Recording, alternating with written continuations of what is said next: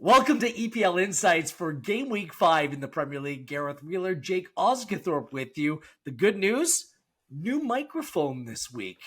My old microphone conked out, but that was just about the only thing that went wrong for me last week. I don't mean to brag, but I had an all-timer last week, and I hope you tailed me. If there's any week to tail me and not Jake, it was Game Week 6. How was your week, Jake? How you doing, pal? Good. Yeah, good, thanks. Weird week this week, isn't it, with the midweek Carabao Cup action, trying to figure out how that's going to affect things, prices, lines, team news, etc. for the weekend. Obviously, this next week that we're talking about in the Prem, Game Week 7, is actually sandwiched between Carabao Cup and European football matches. So, yeah, some weird stuff going on. Like Luton, for example, played Exeter on Tuesday away from home in the Carabao Cup. They got beat 1-0, which is not great, given that they barely won all season. But they play Everton at the weekend, and they play Burnley next midweek. So, yeah, those kind of things we read between the lines. Maybe there's not very little motivation there from Luton in the Carabao Cup, focusing on those two potential relegation 6-pointers. And it could potentially also be the case with a couple of teams playing on Wednesday. We're obviously recording this on Wednesday, so we don't know the team news. We don't know who's won heading into the weekend, but definitely something to bear in mind. It's a busy time. There's going to be lots of detail like that on this week's podcast, and a lot of perspective is going to be needed. Whereas last week, I really liked the board. I thought that things kind of looked relatively straightforward. This week, not very much the case. Do you want to go drum roll, please? Do you want to announce to the listener about the week that your buddy Gareth Wheeler had in Game Week 6? Yeah, I'll do you the honour because no one likes to be, a real bragger. Like you said, he was an absolute all-timer. He made profit in every single game. He had a bet. The only game that wasn't a full win was Luton against Wolves. He had Luton plus a quarter on the handicap. Obviously, got a half win there. But the rest of it was pretty sensational, really. Big stakes on a couple of big prices. Man United win 0 was probably your best play, best win. Huge price there. 1.5 units, so a big return. So yeah, kudos, well done. You're well in profit for the season now.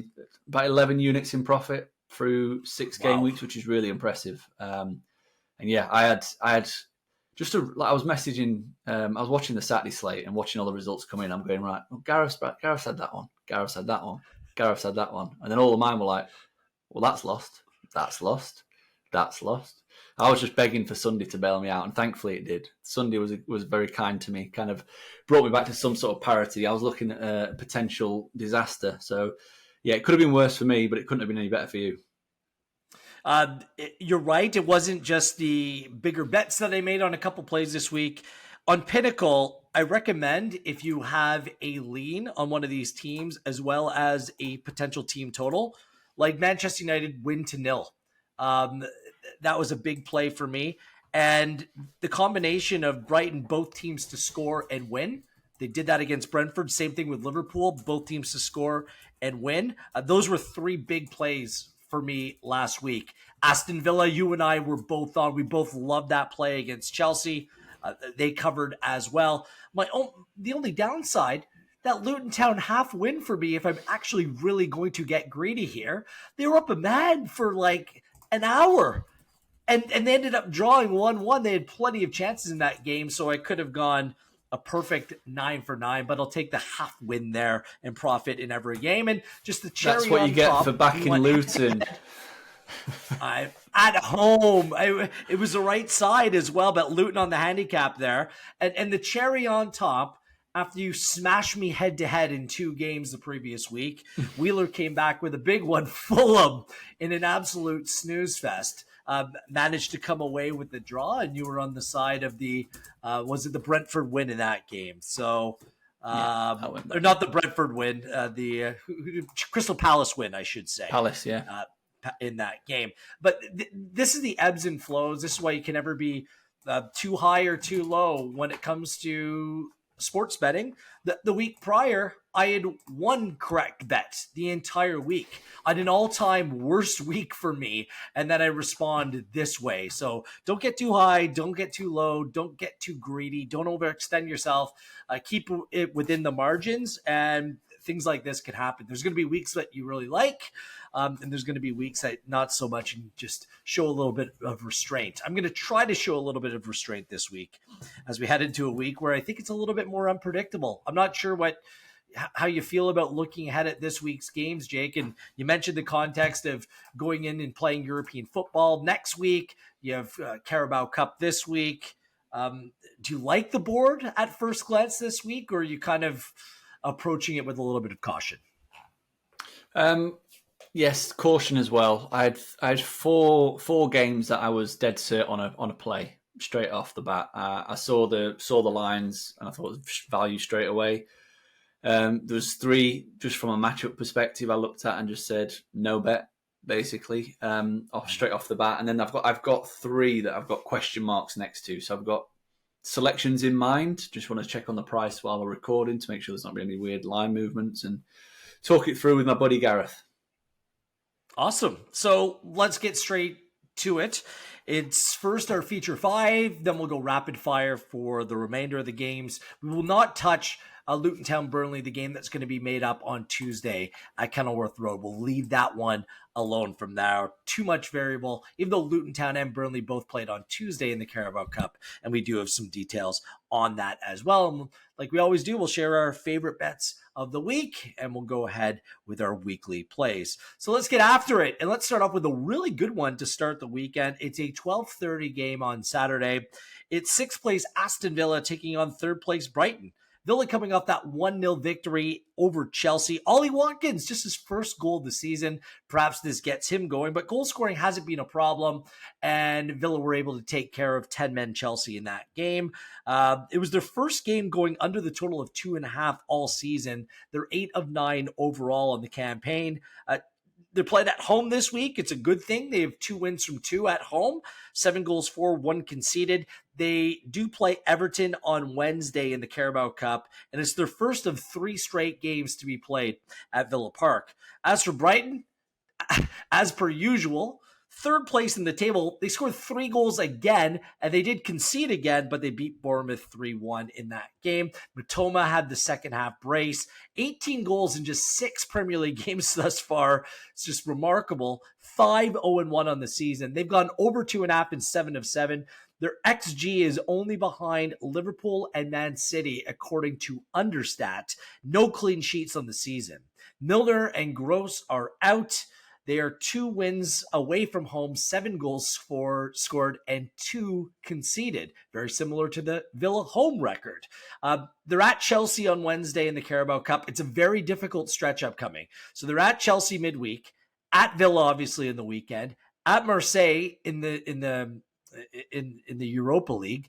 Gattuso, by the way, looks like he's their new manager. Liverpool at home, City away, Ajax at home. Very difficult stretch upcoming for Brighton. Head-to-head last season, Villa won 2-1, both home and away. Villa haven't lost to Brighton their last 6. Villa, no clean sheets in 3, and Brighton, no clean sheets in their last 5. What do you make of this game? It should be a really good one. Both these teams can certainly score goals. Is that the angle? Is that the preferred play here in terms of the total rather than the results? Definitely, yeah. The goal total's always got to be front and centre when we're talking about Brighton, because they show just no sign of slowing down, really. They're hitting ridiculous goal lines at the minute. Every single week, over 3.5 has landed. So the goal line currently is 3.25, but they've hit over 3.5 in all of their Prem games. And every Prem game seen both teams to score as well. Kind of shows the haphazard nature of Brighton. Create loads of chances, but also look potentially vulnerable at the back as well. And just try and outscore teams. It's a really refreshing approach, really, compared to, potentially other teams at the wrong end of the table who basically just try and keep things tight and nick a goal. Brighton just turn every game into a shootout. And that's basically why they perform so well against the better teams as well. So you mentioned that tough upcoming schedule. I don't think Brighton will see that as tough at all. I think they prefer to play against the likes of Liverpool and Man City than the likes of Everton and Luton, who will just sit deep and try and counter-attack. And West Ham obviously did a number on them a couple of weeks ago. At least they know they can go into the game against Man City and Liverpool, and they're going to get the space, they're going to get the time on the ball. City aren't going to sit on their own 18-yard box and try and counter-attack. So just playing standards, it's why they've got such a good record against those teams. So the last 23 games against the Big Six in Newcastle, they've won 13 times, which is a ridiculous strike rate. I think that they'll be relishing the upcoming schedule. Obviously, there's an international break in between. I wouldn't be surprised if they went to Villa and got another good win, because the way in which they're playing, it's really difficult to see how any team in the league is going to stop them from scoring goals. Averaging nearly 2.4 expected goals for per game. As I said before, that defensive process is high as well at 1.8 expected goals against per game. It's the same as Villa's. Villa are at 1.8 expected goals against per game this season. Granted, that is boosted by 2 away hammerings at Newcastle and Liverpool, but that's Brighton are the same calibre of team as those two. So if they play in the same manner, then Brighton could have as much joy. Like you said, the only game that's been a very opposite from a goal standpoint for Villa was last time against Chelsea, and I do think that's more to do with Chelsea approach than Villa. I think Villa are happy for these games to be quite high scoring, I just don't see how this is going to be low scoring at all. I'm glad it's on telly. We actually get to watch a good football match over here in the UK at 12:30, which is nice. I'm going to take over 3.25. I'm going to take the goal line. It's minus 107. I think the price is too big, and I'm going to go 1.5 units on it. Well done. Same play for me, but just 1 unit on the total. I was tempted because you can go to the individual team totals as well. Villa over 1.5 at minus 114. Brighton over 1.5 at minus 107. Just those are other options if you favor one side over the other in this game. And if I was to pick a side, I've actually locked in another bet. I have 2 bets on this game. One on the total and also a full unit play on Brighton draw no bet. And I locked it in at plus 102. Right now it's at plus 101 on Pinnacle because I think that Brighton's a better side here. I think they're better than Aston Villa. I don't think that this is an anomaly where they are on the table. I kind of had the strong Brighton lead to finish top 4 at the beginning of the season, and there's nothing that's changed my mind. There's depth. They have the manager. They're brave. They can rotate. They can play different ways. So I like the draw no bet. It could very well end at a 2-2 or something, or a 3-3, as outrageous that would be. But I think that Brighton's a better side here. And right around even money, that's for a draw no bet with the security of that, I'm willing to go there. So 2 bets in this game. The total over 3.25 at minus 107 and the draw no bet at plus 102. Do you think Brighton are the better side? Do you think they're better than Aston Villa? Like, I rate Aston Villa as well. It's just, I'm just, every week I see Brighton play, and it's not about being convinced. It kind of backs up my conviction, Jake. They are the better side, quite simply. They're much better. I think they've got more depth. If you put the players side by side, you'd probably take more of Villa's individual players than Brighton's, but Brighton as a collective are brilliant. And what makes them even better is that the drop-off between the starting 11 and the players on the bench is very minimal, actually, in terms of quality. So if they are missing players, like you mentioned there, Pascal Gross isn't playing, it won't make one bit of difference to Brighton because they've got a player that's equally as good. Maybe not quite as equally, but not far behind to kind of come slot in, do the same job. And it's the same across the front line as well. You've seen last week against Bournemouth, Solly March didn't even get a kick of the game. And Dingra played. Mitoma came off the bench. He didn't even start. You've got João Pedro and Ferguson, Welbeck, Fatty. Like they've got really good options that are all of a similar calibre, which means that rotation is really easy, which is why I think they'll obviously do well balancing both, maybe all competitions this season. I do think that it's a nicely positioned game in the schedule, this, because both teams play on Wednesday night in the Carabao. Both teams play on Thursday as well in the Europa, and Villa are the Conference League, but both teams lost their first games in the respective European competitions, so both need a result in that game as well. But obviously, they're looking at the league table. There's not that many points separating them at this stage, and both will feel like they've have to win this game really against a potential European rival. So I think it's going to be a fascinating contest. I'd be shocked if there's very few goals in this, and if it kind of reverts to a tight, cagey game. So yeah, I don't blame you one bit for going with Brighton. The only caveat is that Villa did beat them last season at Villa Park, and they did beat them at the Amex as well. Maybe Emery's got his number. But at the same time, I just think that Brighton are improved from the way that they finished last season as well. So we'll see. I mean, it should be a great game just as a viewer, even as a neutral. But if you're into the markets on Pinnacle, depending on what side you fall on, there could be some serious value here. You can find value in this game. Plus 151 for a Villa win, plus 292 for a draw, plus 167 for an away win with Brighton. So it's tantalizing from a number of different perspectives. That's kind of our thoughts on the game, but you might look at it in a different way, and you can find the market that suits your liking for this game. It's going to be a cracking way to start off the weekend. Let's move it forward. Manchester United against Crystal Palace. Again, these two sides played in the Carabao Cup on Tuesday. It's a 3 p.m. Saturday fixture back-to-back, and it might be back-to-back trouble for Crystal Palace. They got smashed 3-0 in the Carabao Cup on Tuesday. Bruno Fernandes, Marcus Rashford, neither player saw the field in that game as well. Casemiro, all of a sudden, for 9th place Manchester United, he's their top goal scorer.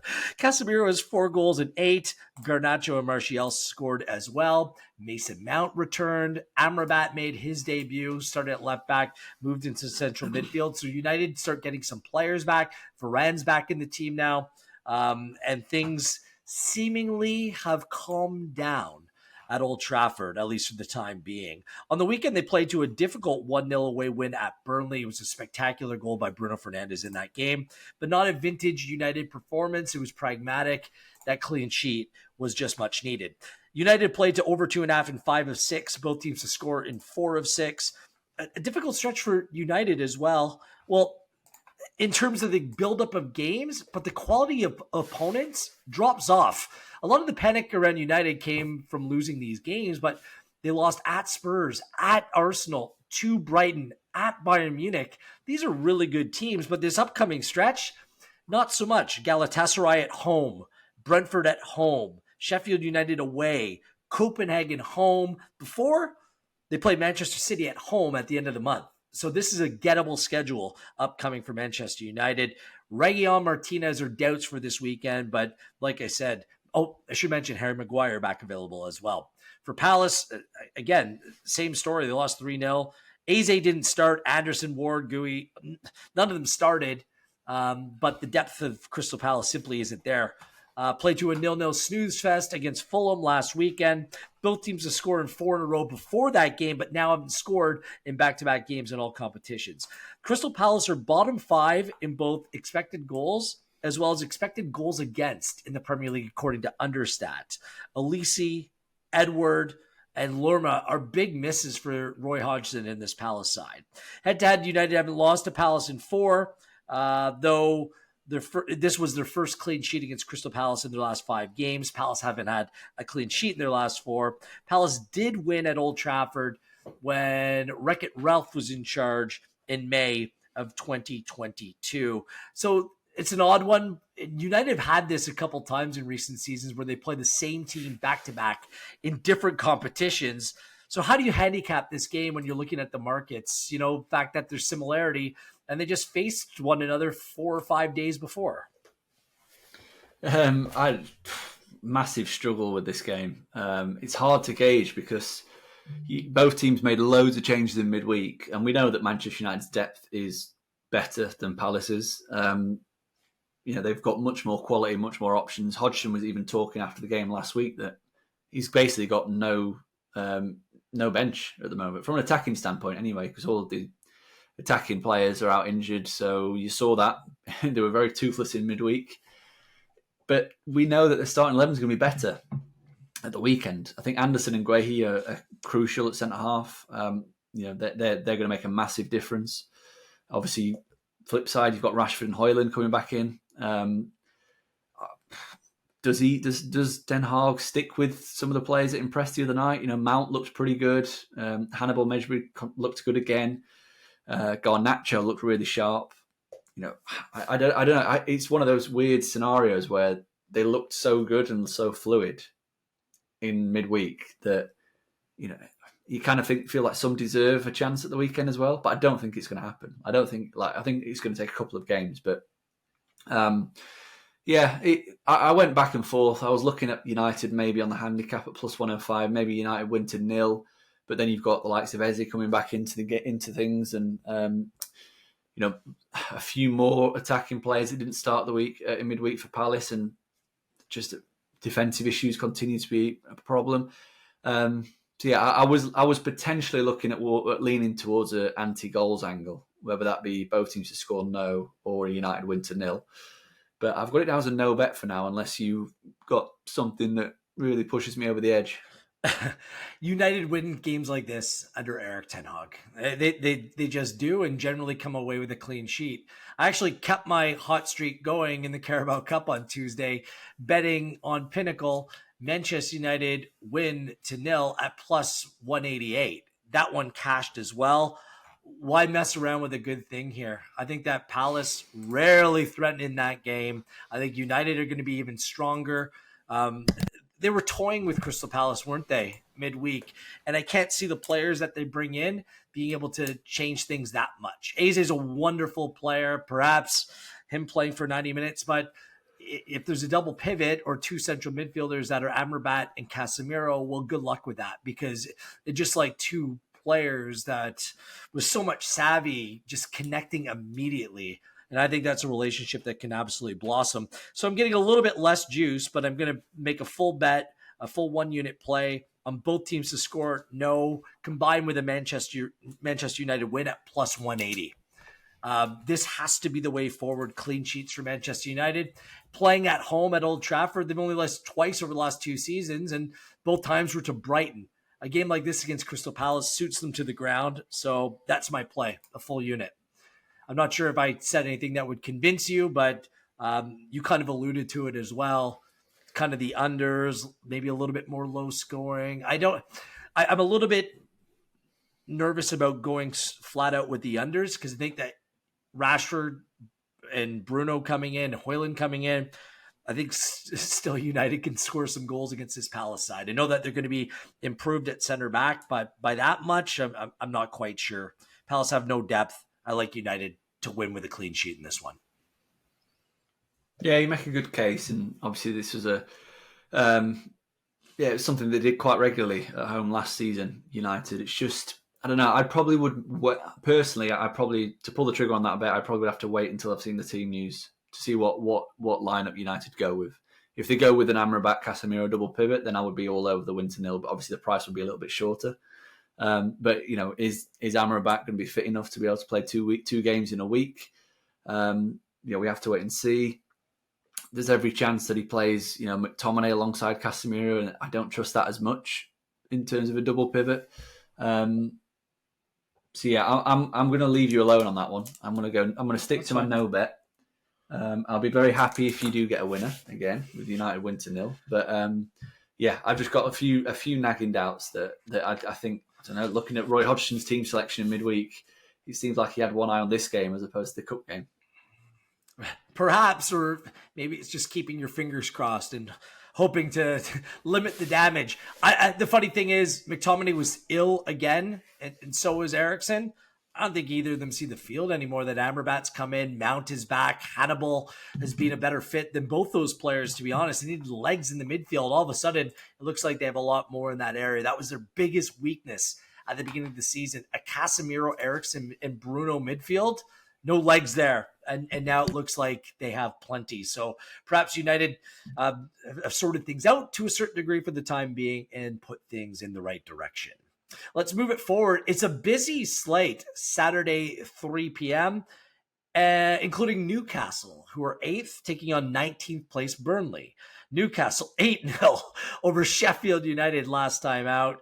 8 different goal scorers in that game. That's incredible. I believe that Liverpool, their 9-0 over Bournemouth last season, had 8 different goal scorers, but I mean, there was 9 in total. 8 goals and 8 different goal scorers. It's remarkable. A 5.11 expected goals over the course of that game tells the story. And that's by far the biggest number, according to Understat, in terms of XG on the week. Newcastle have gone from 3 losses in a row to now being unbeaten in their last 3. 3 clean sheets in a row as well. Unfortunately, they've lost Harvey Barnes. He's out long term. And Willock and Joe Linton will be out for this game as well. They do play Manchester City on Wednesday at home in the Carabao Cup. And it's also a look-ahead spot as they play PSG at home next Wednesday as well in the Champions League. Simply put, a massive fixture. And this game is sandwiched right in the middle of the two. For Burnley, they lost 1-0 at home to Manchester United, but they played really well. They edged the XG in that game. According to Understat, they had more shots, more possession, went off the post a couple times as well. This is their second away league match of the season because they have that makeup game upcoming against Luton Town on Tuesday. Burnley thrashed Salford on Tuesday in the Carabao Cup. 4-0 was the final, but they haven't won in 3 in the Premier League and no clean sheet in their last 3 as well. Head-to-head, Newcastle beat them twice, only by a goal 2 seasons ago, and Newcastle are undefeated against Burnley in their last 6. So what do you make of Newcastle coming off an 8-goal winning performance, playing City in the Carabao Cup, then playing home at Burnley on the weekend? Obviously, the line heavily favors Newcastle at current standing. Is there a number here that you can back according to the markets on Pinnacle? Yeah, I'm going to take a small flyer on Newcastle to cover the spread. -1.5 is the handicap at the moment. We're getting -112. I think this is a really strange looking handicap. I'd have it at maybe half a goal higher, just purely because Newcastle's dominance at home. And the fact that Burnley so far have looked completely out of the depth when playing against good teams. And all those games have come at Turf Moor. This is the first away game against a really good team. I fully expect Eddie Howe to rotate in midweek. I think that we'll see a big turnaround in terms of players on Wednesday night. I think the fullbacks, Livramento will play, Lewis Hall will play to give Trippier and Dan Burn a rest. A couple of centre halves will come in. We might see a rotation in the forward line as well. Murphy will probably come in. I think that Newcastle have got a squad to deal with this kind of fixture congestion. I know they've got a couple of injuries which are a bit concerning, the likes of Joe Linton, Willock and Barnes. But either way, I still think they've got more than enough to be able to do a good job on Burnley. And let's be honest, Newcastle have lost just 3 of the last 26 home games across all competitions. The only teams that have beaten them are Liverpool twice and Arsenal. And obviously Burnley are nowhere near that level. Last season, their underlying process at home was second only to Manchester City in terms of the Premier League. They're on a massive high after the win last week. They were utterly dominant against a team that came up from the Championship with Burnley. I'm not saying Burnley are as bad as Sheffield United, but what we're seeing at the moment, the fact that the 3 promoted teams currently prop up the table, have barely scored a goal between them, is a huge cause for concern. And I think that more importantly for me than PSG for Newcastle is that Burnley play Luton in midweek. I think that's a really, really big thing that we have to try and get across, or that's swaying me to this bet as well, is because I just think that Burnley will have one eye on that game. That's a much bigger game.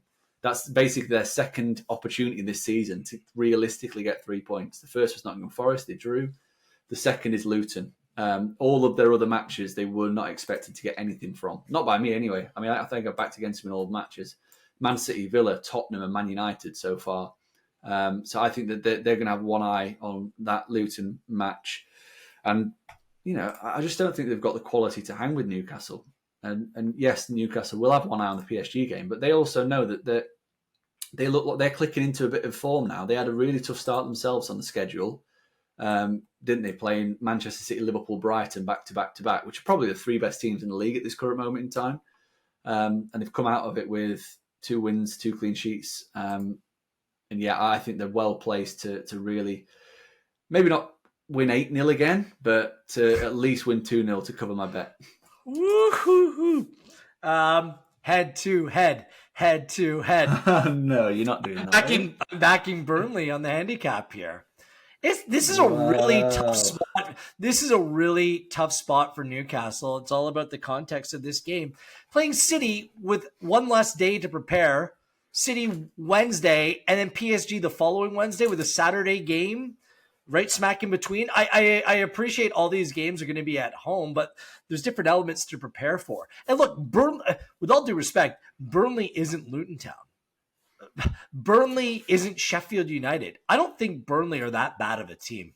I think that you're right. Against good teams, they struggled. They gave United everything they could handle. I know they played at home last week, but I think they're starting to come together and play a little bit of football the way that Vincent Kompany wants them to play. I think they're going to be right up for this. I think it's a good kind of game to lead into. Luton Town. It's not about prioritizing one or the other. I think it's about coming away with a good performance here. And I think that they can keep this one relatively close. Newcastle might go on and win it, but a goal might be enough in this game. And with PSG and City around, I think it's a good spot for Burnley to be going to St. James's Park. I can't think of a better time for them to actually go there and keep things close. So a goal and a half at plus 101. I've locked in that play, a full unit play on Burnley. Come on, Burnley. And come on head-to-head. And if you want to make it official, Jake, that's your call. That's up to you. Absolutely make it official. I can't believe you're taking a newly promoted team against the fourth best team in the league last season. I don't think they're the fourth best team in the league this season. Let's put it that way. I don't think they're anywhere close. Give them a bit of time. Yeah, perhaps, but again, City, PSG, like these are massive games for the club. These are the games that they City want to in the be cup, playing. right? Still, it's. I know we're recording this on Wednesday. You don't think the cup matters to a club like Newcastle? It should matter. They got to the final last year, yeah. Exactly. But the point is that they'll be playing a very undermanned Manchester City team on Wednesday because of injuries, because of suspensions. And I did a bit of digging to this, and I know this is all going to be irrelevant when the listeners get involved. But if Man City get to the quarterfinals of the Carabao Cup, they're going to have the same problem as Liverpool did a few years ago because it clashes with the Club World Cup. So what's the point? Why play third round, fourth round for first teamers to play the youth team in the quarterfinal? What's the point? Just get out of it early. Give Newcastle a walkover win. Let them rest the players for Burnley, and then it really caught Liverpool out that because they had to play their under 18s at Villa, and City are going to be in the exact same scenario. So why put an extra 2 games worth of 2 extra games into the legs of the players when you've already got a thin squad? I cannot even fathom those words coming out of Pep's mouth. Let's just lose this game. It's just not the way he works. Obviously not. But I think it's going to be a weaker Man City team than what people will be expecting. Well, it's going to be the Calvin Phillips breakout party on Wednesday. It's going to be hilarious listening back to this after the game. But we'll see. It will be funny. Yeah? But knowing Pep, Pep's probably got enough sway to move the Carabao quarterfinal to another week so he can play. Perhaps. All right. Unfortunately. I like that. I know I'm going against the grain in this. The public will be backing Newcastle United heavily.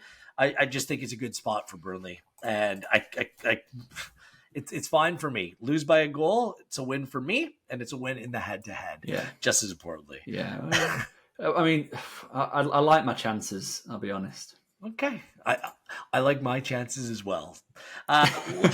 Let's move things forward to the 5:30 p.m. fixture on Saturday. You like goals? I'm hoping for them in this one. It's 4th place Spurs taking on 2nd place Liverpool. Spurs, a 2-2 result in the North London derby. A brace by Son. Penalties, handballs. Big Ange is right. No one knows what a handball is today.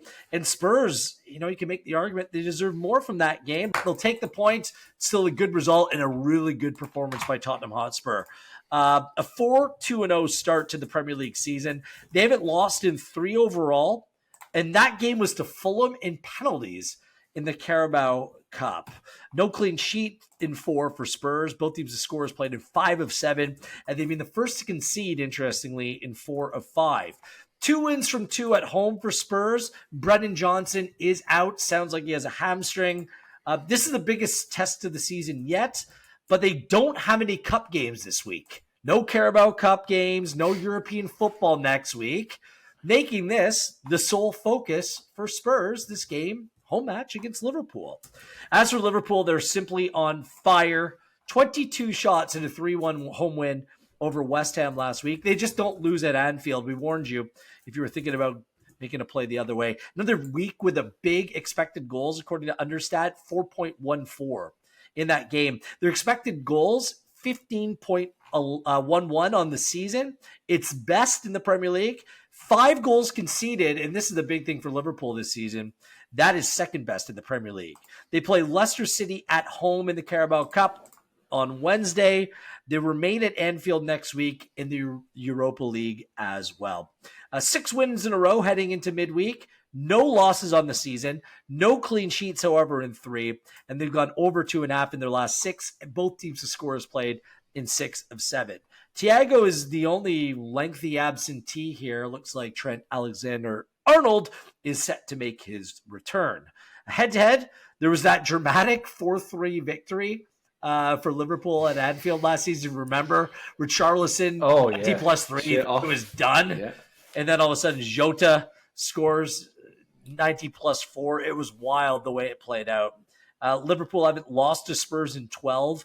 Get this, Spurs haven't had a clean sheet against Liverpool in 17. Wow. Liverpool, no clean sheet against Spurs in 6. And they've gone over 2.5 in 5 of 6. Both teams to score in 6 of 6. My eyes immediately goes to the goal total. I've already locked in a play there. Have you done the same? Yeah, I think every man and his dog's going to be going for the overs in this game. I wouldn't put anyone off it either. I probably would back a higher line, maybe take 3.5 rather than 3.25. Yeah, I'd be shocked if this doesn't have goals. 2 teams that are really on form in attack, both creating loads of chances. Tottenham at 2.1 XG, Liverpool at 2.5 XG per game. But both have looked vulnerable defensively. As you mentioned, Liverpool not kept a clean sheet in 3, 1.3 expected goals against per game in the Prem.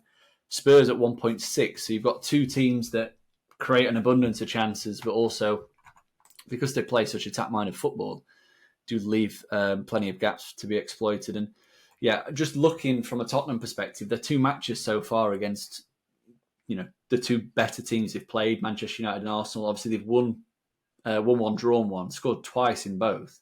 But both matches have been ridiculously even in terms of XG. So against United, it was 2.5 to 2.5. And against Arsenal, it was 2.3 to 2.2.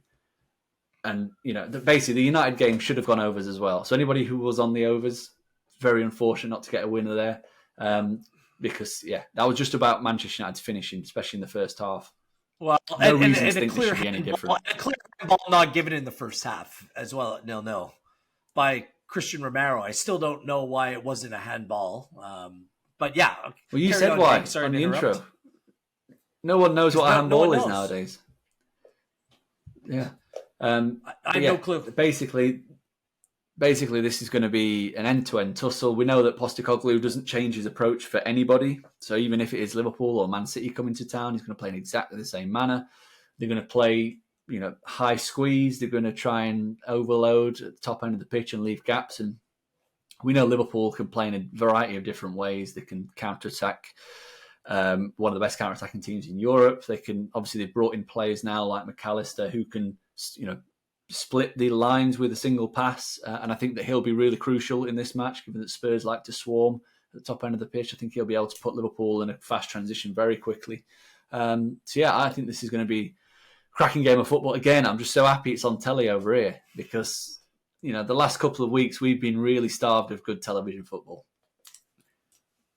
So yeah, 1.5 unit for me on that one. 1.5 unit. Well, I'm the same. Already locked it in. You can find it on Pinnacle at the time of recording at -117. I locked it in at -116. So a slightly better number. I jumped on this 1.5 units. It's probably both our favorite play of the week. Like, again, if it goes against the grain, you just lick your wounds and you move on. But the style of play that both teams play and their ability to score goals is what makes them very good. And they're being rewarded for outstanding attacking play. An interesting number on the Spurs goal total in that game, over 1.5 goals at +103. I wouldn't talk you out of making a play like that. I'm a little bit reluctant to make the play right now because James Maddison picked up a little bit of a knock. How good has he been, by the way? One of the signings of early signings of the season. but I haven't really seen an official word. It sounds like he's okay, but you're just not quite sure as of the moment of recording. So that's a number I'll keep an eye on at a plus number. If you like the over, if you like goals in this game, Liverpool away aren't the team that they are at home. They're simply not. So I was kind of trying to convince myself that just a Spurs play against the handicap, you're getting plus 0.25 at minus 104. I'm not brave enough to make that because I really rate this Liverpool side, but again, it's something I'll be keeping my eye on ahead of kickoff. Anything else to add about this game here, Jake? No, I would be leaning towards Liverpool if I was going to have a pick in that. I just think that the game dynamics and the tactics with which Postecoglou plays, I think they're well suited to be, well exploited by a very good Liverpool team who are pretty much at full strength. So, yeah, I might have a smaller play on Liverpool to win and both teams to score closer to kickoff, depending on team news, depending on what we see. Joe Gomez has been doing a really good job at right back for Liverpool in terms of making them a little bit difficult to create down that side. Obviously, you lose the creativity in attack with no Trent. So it'd be interesting to see, especially against Spurs and the way in which they like to play, whether Klopp maybe just holds Trent back another week and gives him another 90 minutes rest and recovery and plays him in Europa to get some minutes in under him. Just because Gomez has been doing a really good job and they looked a fairly settled back line last week, which was really impressive against a West Ham team that had been cooking. See, again, I thought that they were going to keep him out of the cup and play him on the weekend. I didn't even write down who Liverpool plays in the Europa League. It's like Union Saint-Gilloise. Okay, out of Belgium. It's Alexis McAllister's brother plays for them. Right. That's the only reason I know that. Just a random fact. The only other McAllister I think of is Kevin McAllister, the lovable kid. He's actually called Kevin. Yes, I know. That's why. And it always just makes me think of Home Alone. Kevin McAllister. Exactly, yeah. Culkin. So, yeah. So there you go. Hopefully he plays football better than Macaulay Culkin. If not, you'll just go like this. If you're just listening, it's just the hands to the cheeks. So that should be his reaction whenever they concede. Just hands on the cheek. Or his goal celebration, one or the other. Right. Let's move it forward to a game that we might not see very many goals, if any goals at all. It's Monday Night Football and the West London Derby. It's Fulham and it's Chelsea. Fulham coming off the 0-0, performance struggle against Crystal Palace. There wasn't an expected goal between the two teams in that game, by the way. It tells a big story about how that game went. They played Norwich at home in the Carabao Cup on Wednesday. Then they're home against Chelsea and Sheffield United back-to-back, which Marco Silva is probably thinking, this is a good little run of fixtures for us to get something out of.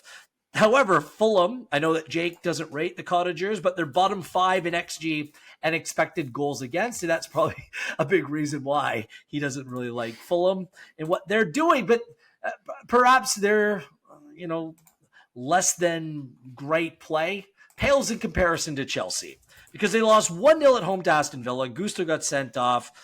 They have, however, been on the right side of the expected goals every game this season. The only other side that can say that is Manchester City. However, Chelsea only has 1 win, 5 goals from an XG of almost 12.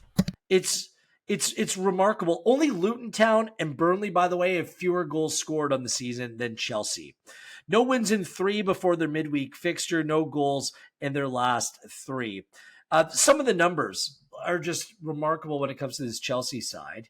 They have the second highest number of touches in the opposition box, yet they can't score. This is the first time that Chelsea have won just one of their opening 6 games in a Premier League season since 2000-2001. They've suffered 3 defeats in their first 6 games for the first time since 15-16. In their past 38 Premier League games, so if you track it back over a full season, they've won just 9 games overall.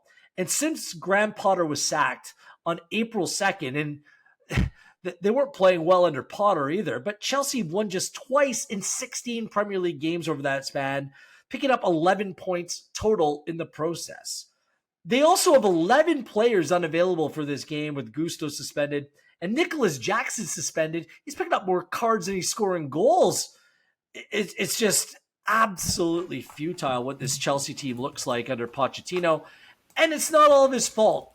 He doesn't have the personnel, not the depth. There's some real problems within this Chelsea side.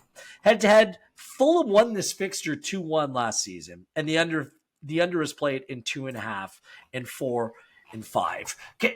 Can you plug your nose here and make a play, Jake? Because I'm not sure you're really enthusiastic about either side. Although the data, the way Chelsea's playing indicates they should be better than they actually are. What do you make of this?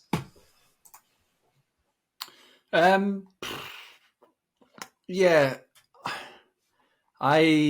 this is an interesting game to kind of decipher, because you've got one team that the data likes the look of but are performing really poorly, and you've got one team the data doesn't like that are performing well based on results. But I've just done a little bit of digging, and I think I'm coming round to the idea that Fulham have slowly improved as the season's progressed. Because I just, rather than looking at expected goals, because obviously the performance against Palace was a good one, but if you look at just the shots that they've conceded, they conceded 19 shots in their opener against Everton, 17 against Brentford, 19 against Arsenal. And then ever since then, they've conceded 7 against City, 7 against Luton, and 7 against Palace. So they're reducing the amount of shots that they're facing, which is obviously going to help in the long run in terms of your expected goal figures.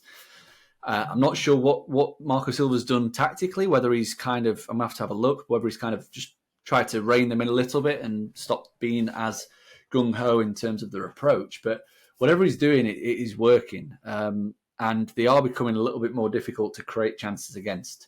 So, yeah, I'm definitely looking at the under 2.5 line here at minus 102 and thinking that that's a value play, based on the fact that Fulham are looking much better defensively. Their attack has dried up a little bit as a result of that. So they've only scored twice in the last 3 games. And as you mentioned there, Chelsea just numerous injuries, numerous suspensions, really struggling to put the ball in the back of the net. You do wonder if they had a proper striker who could really finish. Maybe Nkunku was supposed to be that guy that was going to, be at the top end of the pitch, finishing the chances. But I said it last week. Chelsea's underlying numbers on paper are really good, but they've also had a very kind schedule to start. Apart from the Liverpool game, West Ham, Luton, Forest, Bournemouth, Villa, and I know Villa are a good side, but playing Villa at home, they went off as odds-on favourites to win that game. Suggests that the market thinks that Chelsea are a better team than Villa at a neutral venue. They're going to have decent underlying numbers against that schedule, boosted by a Luton comfortable victory. But I'm struggling to see any positives from Chelsea whatsoever. Like the defensive figures were looking okay at one point, then they've started to loosen up a little bit, conceding a few good chances. The attack is just the main kind of issue. Like, apart from the Luton game, they've really struggled to create good opportunities, and that definitely has me leaning towards the under. So I'm going to do a full unit play on under 2.5 goals, which is at minus 102. Just double check that. Yeah, minus 102. I don't blame you. I was eyeing that. Instead, I'm going Fulham on the handicap back-to-back weeks. Served me well last week. Plus half a goal at minus 118. Because I'd go. Go ahead. I had those 2 plays written down. It was a toss-up between the 2. Who's playing? It's not the way that Chelsea are playing. Fine, and we stated the case very clearly. But who's playing up top? It's like some of their purchases just didn't make any sense to me. Cole Palmer, why spend that money on Cole Palmer when you clearly needed another potential number 9? This is after Nkunku went out through injury. You knew it was going to be a long-term absentee. So Jackson comes out. Who plays up top? Mudryk, Sterling, and what? I just is Broja back? Bro, he just came back into the team. He just came back in the team. He came off the bench last weekend. Can he play 90 minutes? He might start in midweek then. It might start, but what does that mean for the weekend? Like, what? I just think that they have some real issues in attack. So, personnel, absolutely, yeah. Personnel issues. Personnel-wise. And who's going to play right back? Because Goose is out, Reece James is out. Suspended. I mean, who's playing there? Chilwell, Raheem Sterling, get it right wing back. Or maybe there's a change in form. It's just a mess. It's like personnel-wise, it's a mess.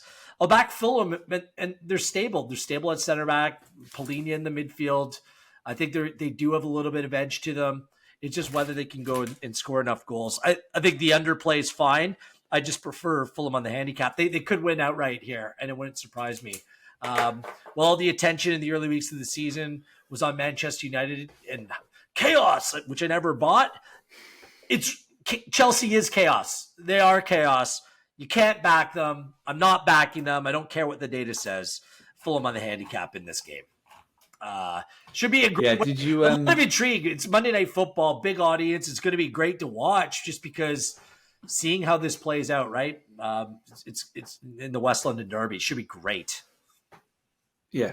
Can you believe that a team that's won 7 times in 35 games this calendar year are priced at just above even money to win anywhere? It's reputation. Like that's why we it was our favorite bet last week. Villa against Chelsea on the handicap. It was like a layup, it seemed, and it ended up playing out that way, thankfully. And I just don't get it. Like, the shine is not on Chelsea anymore. I know some of their players are very good. The Caicedos and the Enzos and the Thiago Silva. I get that, but the way the team plays and the fact that so many critical pieces for the team to actually play the way that they want to play are out.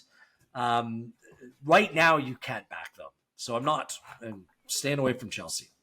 Let's go rapid fire for the rest. 3 p.m. Saturday, 16th place Wolves hosting top of the table Man City. I mean, things just continue to get worse and worse for Wolves. They lost in the Carabao Cup to Ipswich Town. I know City's playing midweek, and Pep's complaining that they couldn't get a flight back from Newcastle Wednesday night. They're going to have to coach it. I think they could ride their bikes to Wolves this weekend and come away with the result. So, that's a good line. I like that. Is there a bet to be? Is there a bet to be made here?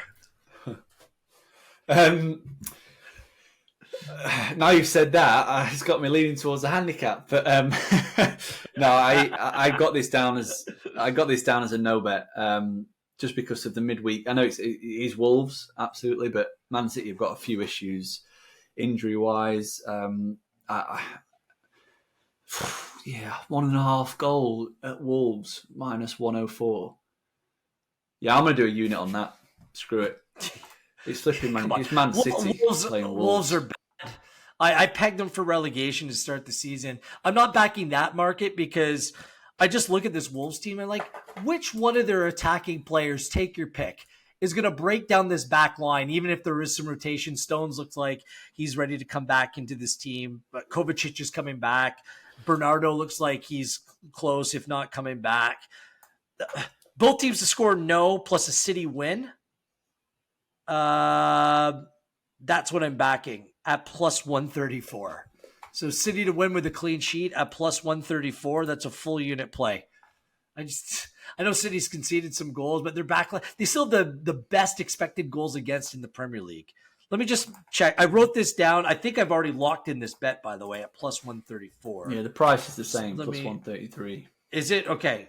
That's my play. So yeah. You're going to stay with the handicap. Could I tempt you with that much? Okay. Yeah. Okay.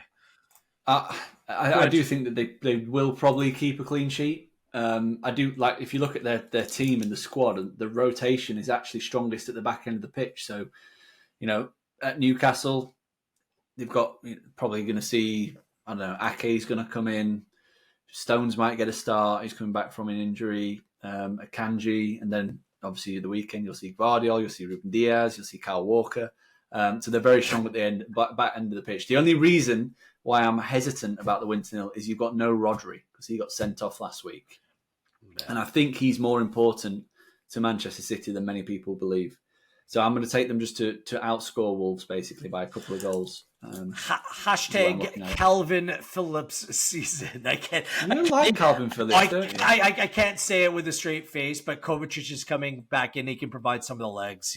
I know he doesn't play the same role as Rodri, but come on, this Wolves team is just absolute dog's breakfast.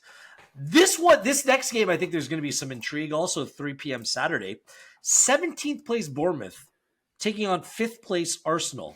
The reason why I say this, Arsenal all of a sudden have a number of injury concerns or worries. Martinelli, Rice, Trossard, potentially Saka as well. I mean, these are critical pieces to this Arsenal side.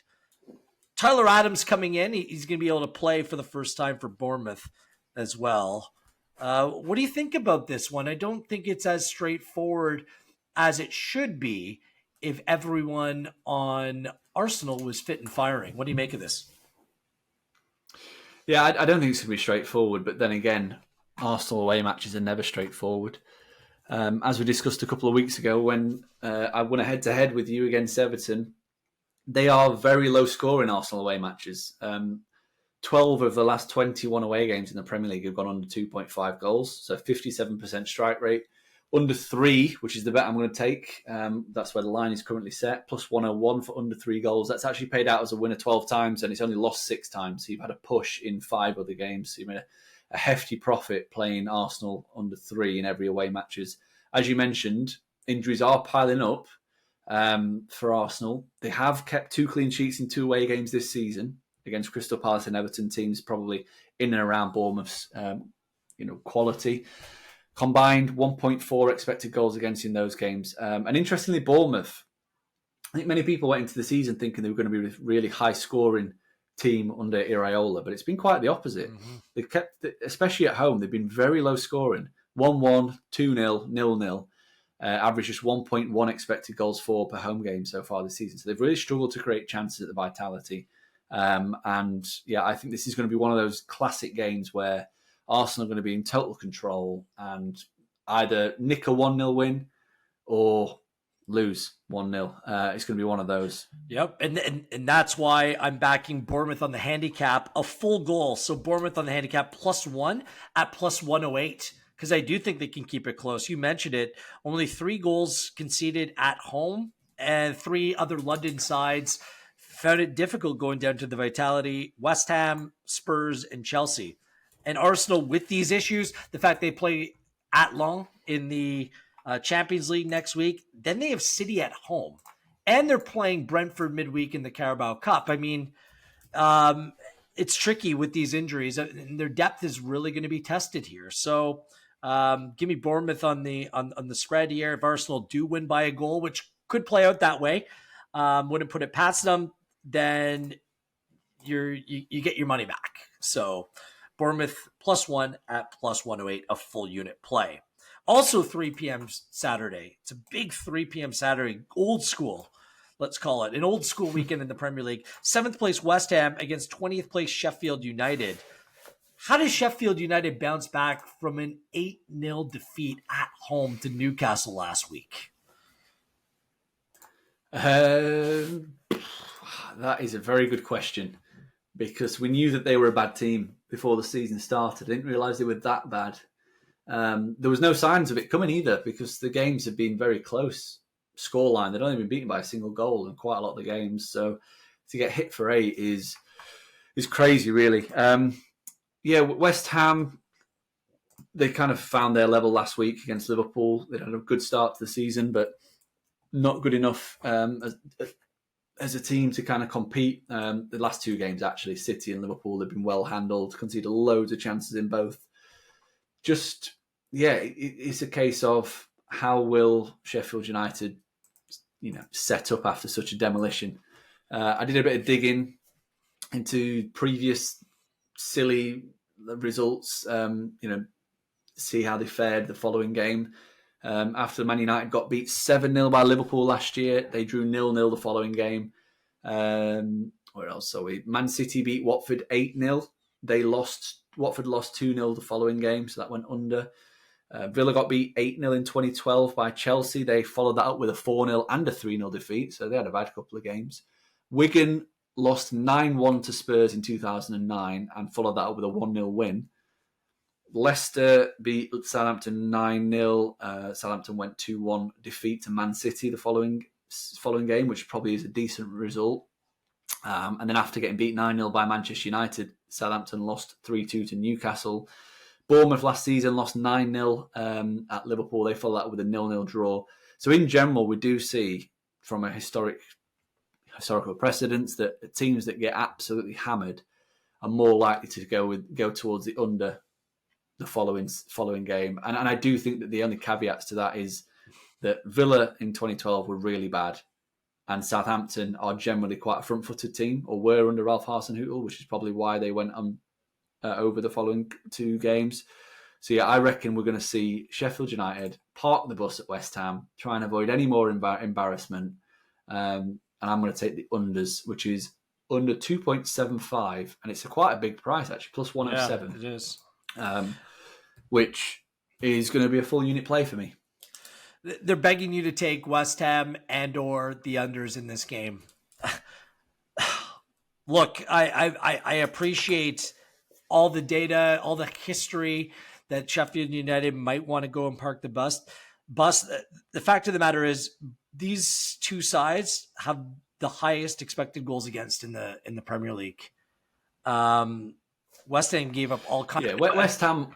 I get it, but they haven't had a clean sheet in 10 games in all competitions dating back to last season. West Ham have played to the over 2.5 in their last 6 games. Both teams to score in 7 of 7. Is this the game that that trend, is thrown off?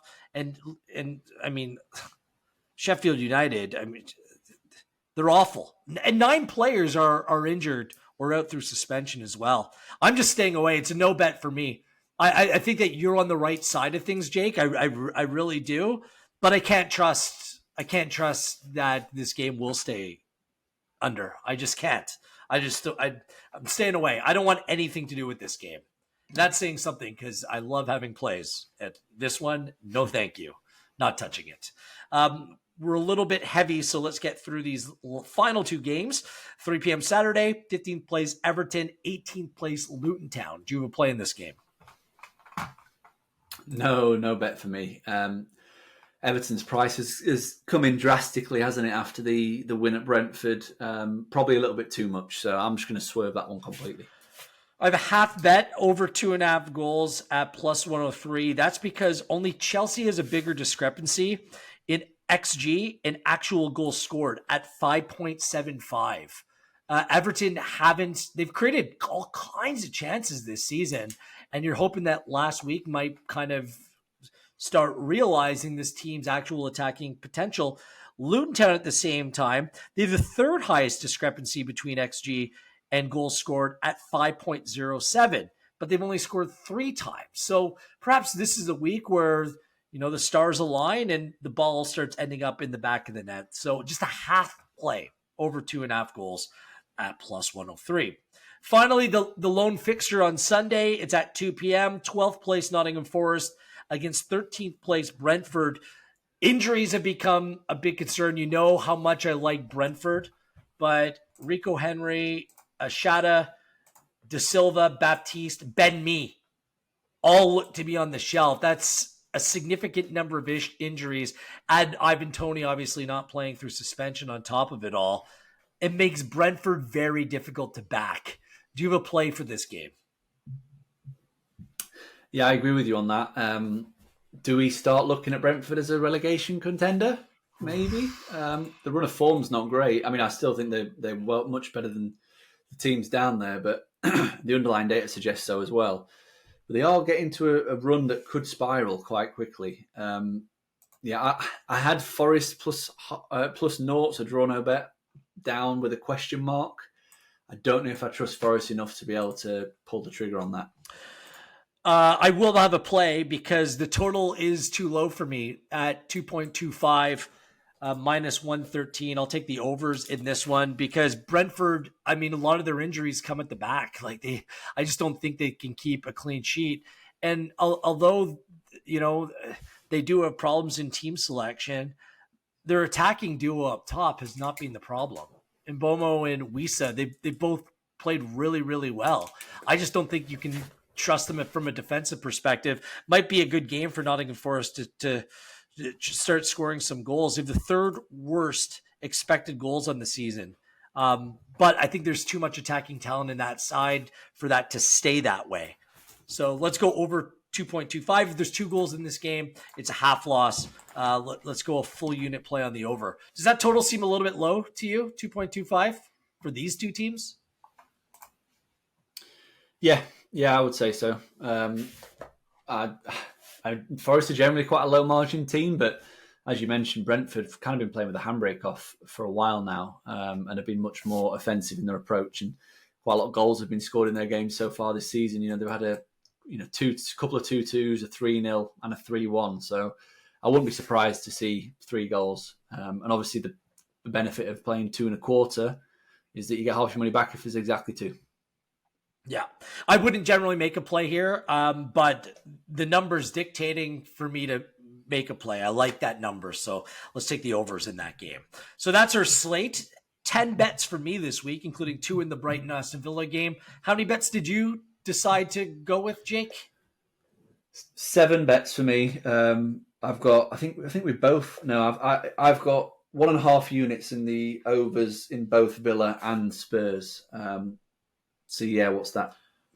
6, 5, 8 points in total. 8 units in total across 7 bets. Good. Those are the 2 confident picks for me. Just goals in those 2 games. Brilliant. 1.5 bet for me, but the 1 bet of 1.5 units for the Spurs Liverpool total, taking the over. That's my favorite bet of the week. Yours as well?